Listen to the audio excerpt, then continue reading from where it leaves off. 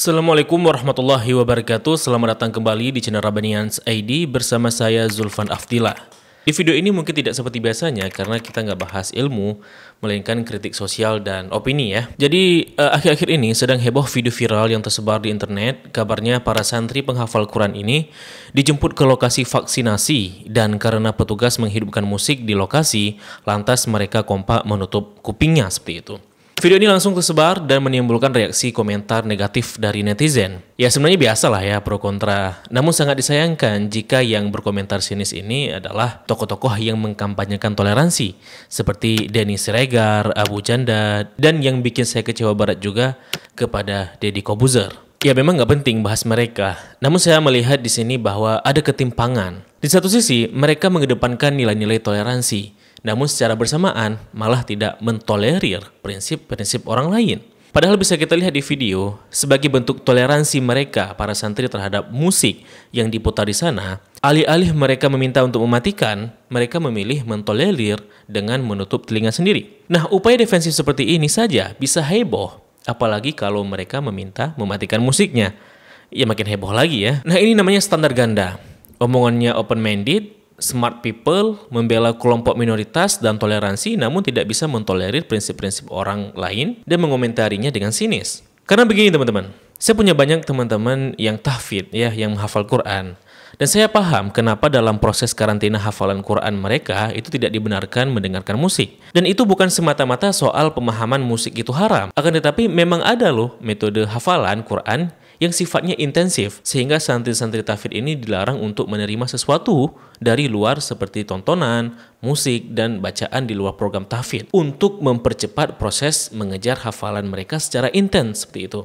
Dan banyak kawan-kawan saya yang juga hafidz, dan mereka menjauhkan musik saat proses mengejar hafalan tersebut. Bukan karena menurut mereka musik itu haram ya, akan tetapi memang begitu metode hafalannya. Walaupun faktanya di luar itu mereka juga tidak mengharamkan musik, mereka juga mendengarkan musik seperti itu ya di luar program hafalannya. Dan itu memang sudah dibahas oleh para ulama-ulama. Bahkan para ulama-ulama yang tidak mengharamkan musik sekalipun mengatakan seperti itu. Apakah musik bisa melalaikan hati dalam Al-Quran? Dari Al-Quran? Ya. Mulai hari ini, kalau Anda ingin jadi ahli Al-Quran, tinggalkan, ingat pesan saya, tinggalkan segala musik-musik yang bisa merusak Quran Anda. Ada berbagai jenis musik-musik yang secara otomatis akan merusak Quran. Memang benar, setidaknya ulama berbeda pendapat soal apakah musik itu halal atau haram. Ada yang mengatakan halal dengan rincian tertentu dan juga mengharamkannya secara mutlak. Dan perlu diperhatikan bahwa kedua pendapat itu memiliki rincian dalil yang digunakan serta memiliki landasan yang kuat. Walaupun juga pada akhirnya masing-masing mengklaim bahwa metodologi istimbat hukumnya lah yang paling benar seperti itu. Dan banyak juga teman-teman yang menanyai saya tentang gimana hukum musik. Ya, baik itu di kolom komentar maupun di Instagram, serta meminta untuk dibuatkan videonya seperti itu. Dan dipastikan video tentang itu untuk saat ini tidak akan pernah ada di channel ini. Karena saya paham ya, saya paham kapasitas saya. Karena saya bukan ustadz dan ilmu saya masih kurang sehingga saya tidak berhak untuk memberikan fatwa. Oleh karenanya saya tidak mau berkomentar apapun tentang hukum terkait.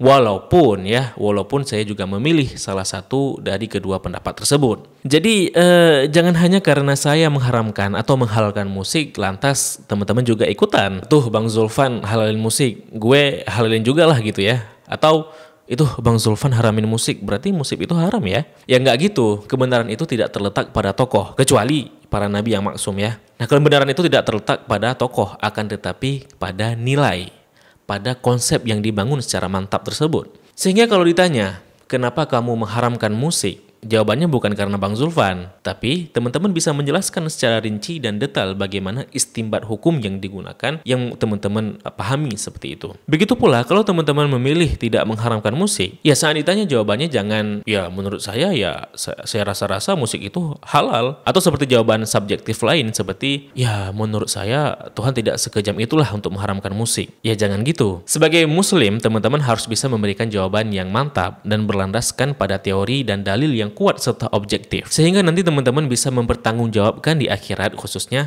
bahwa ya Allah, saya memilih pendapat ini karena landasan istinbat hukum yang seperti ini. Kan gitu, bukan karena ngikut-ngikut si fulan seperti itu. Jadi ya saya memilih diam karena kekurangan ilmu saya. Daripada saya berbicara hukumnya ini, hukumnya itu, akan tetapi saya belum matang secara ilmu untuk memahami sehingga apa yang saya sampaikan besar kemungkinan salah. Atau karena saya belum matang secara kebijaksanaan sehingga cara yang saya sampaikan tidak bijak ya, sehingga salah seperti itu cara penyampaiannya.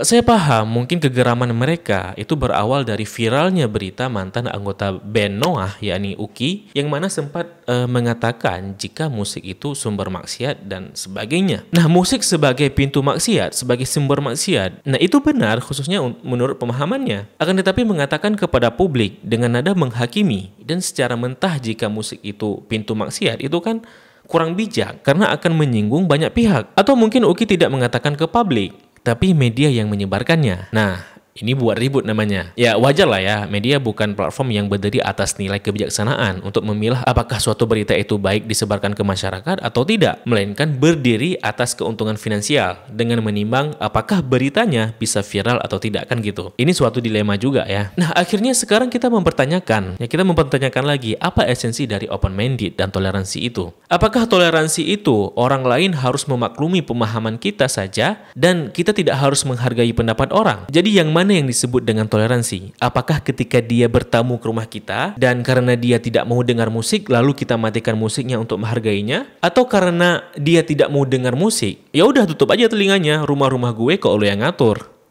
Jadi yang mana yang toleransi? Lalu apakah karena pemilik rumah tidak mau mematikan musiknya dan tamunya menutup telinganya lantas tamunya disebut tidak toleran dengan pemilik rumah? Jadi kenapa dia harus mengorbankan prinsipnya agar dianggap toleransi? Kan gitu. Jadi apa itu esensi dari toleransi? Tapi kalau kita lihat komentar-komentar dari video tadi ya, saya agak geli ketika melihat Dias Hendropiono, salah seorang tokoh politisi terkenal, mengomentari video tersebut. Jadi di video yang diupload olehnya itu, walaupun mungkin bukan dia yang buat ya. Jadi di bagian pertama menampilkan santri yang menolak mendengarkan musik ya seperti kita lihat tadi. Lalu di bagian kedua menampilkan orang-orang dengan pakaian Arab sedang joget-joget dengan musik dan sebagainya, yang mana secara tersirat mau bilang, ini loh di Arab saja yang mayoritas muslim itu orang-orangnya dengar musik, orang-orangnya joget, sedangkan di sini malah begini. Ya, begitulah kurang lebih ya. Ini merupakan analogi yang tidak seimbang, tidak apple to apple, dan sangat disayangkan sekelas politikus terkenal seperti ini bisa terjebak dalam logical fallacy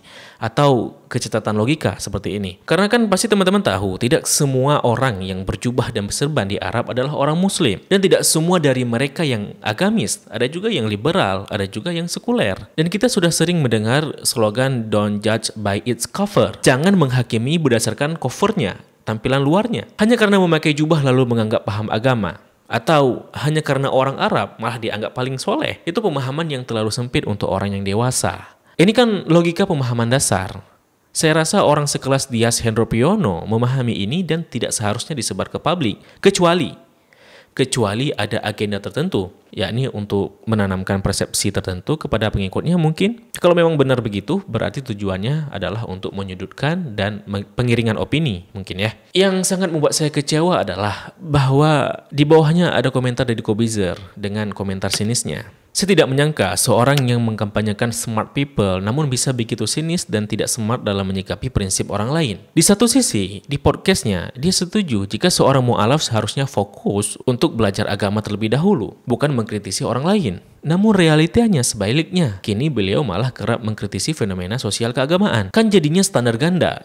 Bahkan lebih jauh bisa menjurus kepada sikap hipokrit, nauzubillah. Yang jadi pertanyaan di benak saya adalah, kalau Deddy Kobuzer bisa memaklumi Dinar Kendi memakai bikini di publik ya di podcastnya tersebut, lantas kenapa fenomena yang satu ini dikomentari secara sinis? Apakah seorang yang memakai bikini di tempat umum lebih harus dihargai daripada prinsip para penghafal Quran yang dengan tidak mendengarkan musik sebagai upaya mereka menjaga hafalannya karena mereka sedang proses belajar? Jadi standar apa yang dipegang? Argumentum et populum bahwa kebenaran itu apa yang secara umum dianggap benar, dan begitu pula dengan Deddy Siregar, Abu Janda, ya yang ini nggak usah kita bahas lah ya. Gini, saya terkadang suka mendengar dan menonton video Cokro TV. Kan di situ ada Denny Siregar. Saya suka karena metodologi konsep kritik sosialnya dan dengan narasi yang sangat rapi sehingga mudah mempengaruhi penonton secara persuasi. Namun terkadang entah apa tujuannya dan maksudnya, hal-hal kecil yang kaitannya dengan fenomena agamawan diangkat untuk dibesar-besarkan. Contohnya seperti berita masalah internal keluarga A.A. Jim yang seolah-olah karena satu dan lain hal dalam keluarga A.A. Jim membuat semua yang disampaikan A.A. Jim salah. Terkadang mereka membela kelompok minoritas, tapi bukankah orang-orang yang menolak mendengarkan musik juga minoritas? Paradoksi. Mungkin kelompok minoritasnya harus di-screening dulu. Kalau tidak sepemahaman dengan jalan pikir mereka, ya ngapain dibela, anggap aja kadrun. Orang-orang yang open-minded itu mengatakan bahwa jika kalian risih melihat wanita yang berpakaian seksi, maka tutup aja matanya, bukan melarang dia untuk merubah pakaiannya. Tetapi kenapa di saat mereka-mereka ini tidak ingin mendengarkan musik, mereka menutup telinga dikatakan salah? Bukankah itu adalah penerapan dari idenya orang-orang open-minded tersebut? Standar ganda. Ya mungkin orang akan merasa jika kita play victim, merasa jadi korban seperti itu. Tetapi dengan segala kecatatan logika yang kita bahas tadi, dan dari semua fenomena ini, sebenarnya ada pertanyaan paling penting dalam benak saya. Sebenarnya ada agenda apa sih? Oke, sebelum saya diserang di kolom komentar, saya mohon pamit undur diri. Tetap jadi smart people, yang smartnya memang karena belajar, bukan karena pengiringan opini. Tetap jadi open-minded, dan opennya juga punya batas supaya nggak terkontradiksi. Saya Zulfan Afdillah, terima kasih telah menyaksikan. Mohon maaf apabila kesilapan dan kesalahan. Sampai jumpa di episode berikutnya. Billahi taufiq wal hidayah. Wassalamualaikum warahmatullahi wabarakatuh. Salam damai.